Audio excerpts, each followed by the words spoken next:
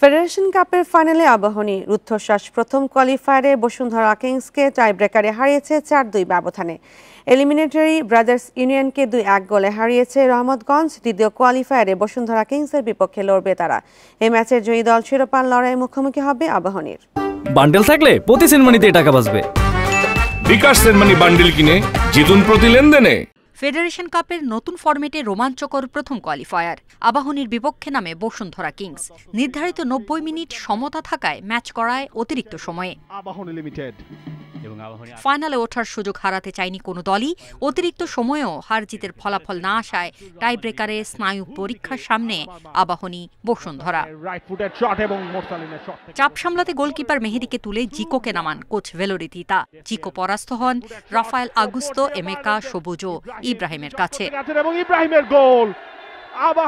এরকে স্নায়ুচাপের কাছে হেরেছেন বসুন্ধরার Jonathan Fernandez ও Sheikh Morsalin.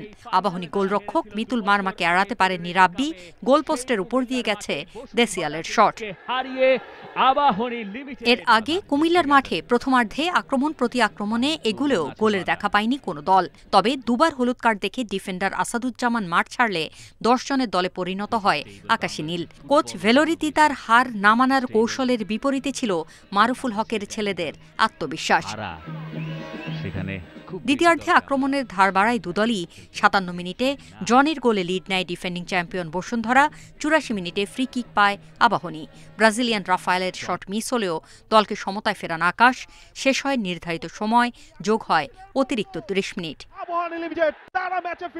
Injury জর্জরিত দল নিয়ে ডুবেছে ডিফেন্ডিং চ্যাম্পিয়নরা। এর আগে কুমিল্লার এই মাঠেই আবাহনীর বিপক্ষে হেরেছিল কিংরা। এবার ফাইনালে ওঠার উদযাপনে মাঠ ছাড়ে আবাহনী। আবাহনী লিমিটেড চলে গেল ফেডারেশন কাপের ফাইনালে। Farida Bakhtiyara, independent news.